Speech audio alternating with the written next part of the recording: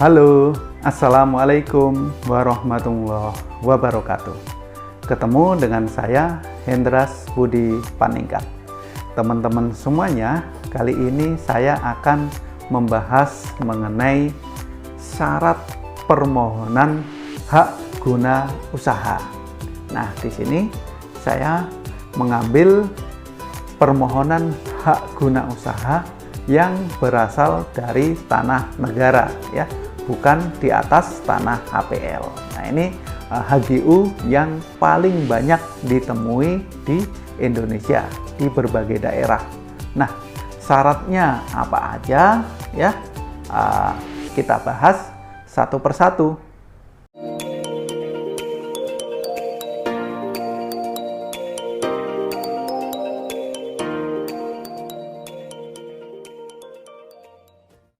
Syarat permohonan hak guna usaha diatur dalam Peraturan Menteri ATR Kepala BPN nomor 18 tahun 2021 dalam pasal 64. Nah, di sini ada beberapa syarat yang harus dipenuhi. Yang pertama mengenai pemohon atau subjek haknya. Nah, di sini ada dua, ya. Yang pertama yaitu identitas pemohon dan atau kuasanya. Apabila dikuasakan, tentunya identitas pemohon, identitas kuasanya, dan surat kuasa apabila permohonan dikuasakan. Lalu yang kedua yaitu akta pendirian dan perubahan terakhir beserta pengesahannya dari instansi yang berwenang atau peraturan pendirian perusahaan, nomor induk berusaha dari OSS (Online Single Submission) atau tanda daftar perusahaan TDP dalam hal pemohon adalah badan hukum. Jadi perlu diketahui teman-teman, HGU subjek haknya boleh perorangan, boleh badan hukum, tidak harus perusahaan. Perorangan bisa memiliki hak guna usaha. Nah, ini mengenai subjek haknya, mengenai pemohonnya ada dua. Nah, yang berikutnya syarat mengenai tanahnya. Di sini ada 8, ya. Nah, kita bahas satu persatu. Yang pertama yaitu menyertakan dasar penguasaan atau alas haknya. Nah, alas hak ini meliputi apa? Ada dua, ya. Yang pertama sertifikat. Yang kedua akta pemindahan hak, akta atau surat bukti pelepasan hak, keputusan pelepasan kawasan hutan dari instansi yang berwenang, risalah lelang, putusan pengadilan atau surat bukti perolehan tanah yang lainnya. Tentunya perolehan tanahnya harus memiliki kadar kebenaran yang dianggap cukup. Nah, ini konsep dari permohonan hak. Nah, yang kedua, alas hak yang kedua meliputi dalam hal bukti kepemilikan tanah, ya, tidak ada sama sekali, ya, buktinya tidak ada, maka penguasaan fisik atas tanah dimuat dalam surat pernyataan penguasaan fisik bidang tanah yang disaksikan paling sedikit 2 orang saksi dari lingkungan setempat yang mengetahui riwayat tanah dan tidak mempunyai hubungan keluarga, serta diketahui kepala desa atau lurah setempat atau nama lain yang serupa dengan itu, ya.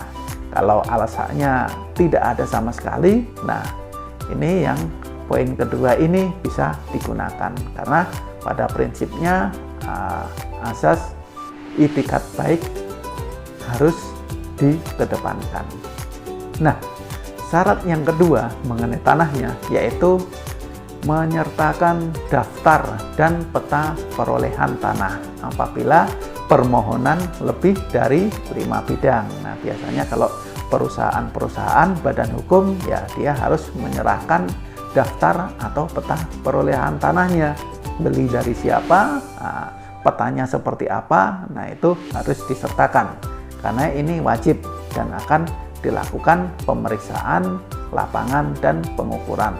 Nah, lalu yang ketiga syaratnya menyertakan peta bidang tanah, di mana peta bidang tanah adalah output dari pengukuran dan pemetaan kadastral. Nah, di sini kan tahapan pengurusan HGU itu kan yang pertama yaitu permohonan pengukuran bidang tanah. Nah, ini diatur dalam Permen ATR Kepala BPN nomor 7 tahun 2017. Nah, itu ada ya. Nah, ini outputnya salah satunya peta bidang tanah. Nah, ini itu menjadi syarat yang ketiga. Lalu yang berikutnya juga menyertakan dokumen perizinan ya, berupa KKPR ya, dan perizinan perusaha terkait kegiatan usaha lainnya. Nah, yang berikutnya ya, menyertakan dokumen perencanaan, peruntukan, penggunaan, dan pemanfaatan tanahnya. Lalu yang kelima, menyertakan bukti pelaksanaan kewajiban memfasilitasi pembangunan kebun masyarakat bagi perusahaan perkebunan. Lalu yang keenam, menyertakan bukti perpajakan yang berkaitan dengan tanah yang dimohon apabila ada. Terus syarat yang ketujuh masih mengenai tanahnya, yaitu menyertakan surat pernyataan penguasaan fisik bidang tanah bagi pemohon perorangan atau dalam bentuk akta notariil bagi pemohon dalam bentuk badan hukum dan bertanggung jawab secara perdata dan pidana yang menyatakan bahwasanya, nah di sini surat pernyataannya ada 17 pernyataan yang harus dipenuhi. Nah, 17 pernyataan tersebut apa saja? Nah, ini yang huruf A, tanah tersebut adalah benar milik yang bersangkutan, bukan milik orang lain dan statusnya merupakan tanah negara. Yang B, tanah tersebut telah dikuasai secara fisik. Yang C, penguasaan tanah dilakukan dengan itikat baik dan secara terbuka oleh yang bersangkutan sebagai yang berhak atas tanah.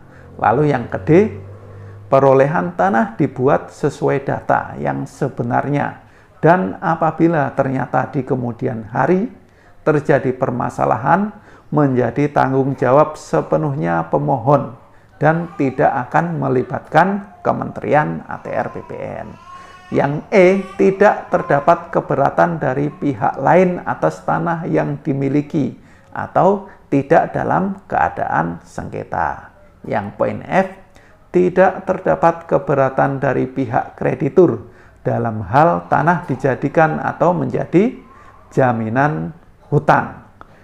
Lalu yang poin G, tanah tersebut bukan merupakan aset pemerintah pusat, pemerintah daerah, atau aset BUMN ataupun BUMD. Lalu yang poin H, tanah yang dimohon berada di luar kawasan hutan dan atau di luar areal yang dihentikan perizinannya pada hutan alam primer dan lahan gambut. Ya, di luar kawasan hutan dan tentunya di luar areal PIPIP.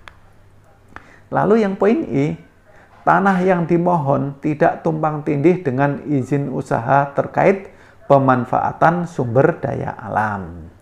Terus yang poin C, tanah yang dimohon bukan merupakan lahan pertanian pangan produktif bagi permohonan HGU dalam rangka pencetakan sawah baru.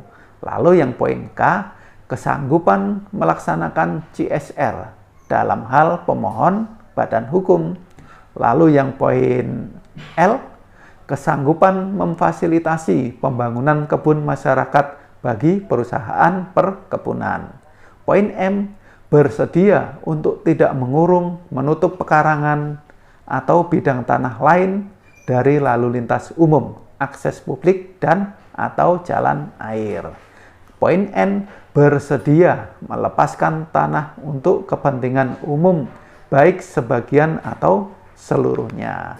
Poin O, bersedia mengelola, memelihara, dan mengawasi, serta mempertahankan fungsi kawasan konservasi bernilai tinggi, high conservation value, fungsi konservasi sempadan badan air, atau fungsi konservasi lainnya.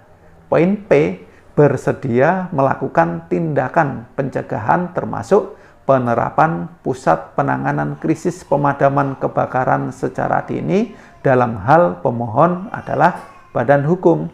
Dan poin G yang terakhir, banyak sekali ya, ada 17, bersedia tidak mengusahakan lahan dengan cara membakar. Surat pernyataan pemilik manfaat bagi perusahaan yang diwajibkan untuk melaporkan pemilik manfaat sebagaimana diatur dalam ketentuan peraturan perundang-undangan.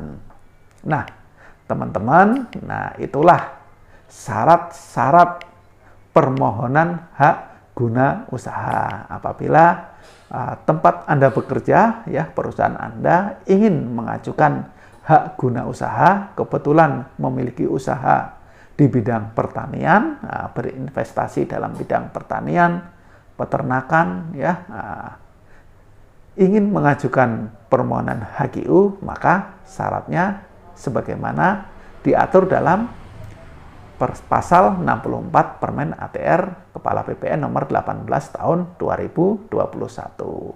Nah, di situ ada beberapa syarat. Mengenai pemohonnya ada 2, mengenai tanahnya ada 8, dan mengisi surat pernyataan, di mana di dalamnya memuat pernyataan yang begitu banyak dan harus dipenuhi, harus disanggupi. Nah, demikian yang bisa saya sampaikan. Mudah-mudahan bermanfaat. Jangan lupa like, comment, share, and subscribe ya, biar channel ini tetap semangat dan berkembang. Terima kasih. Saya Hendras Budi Paningkat. Assalamualaikum warahmatullahi wabarakatuh.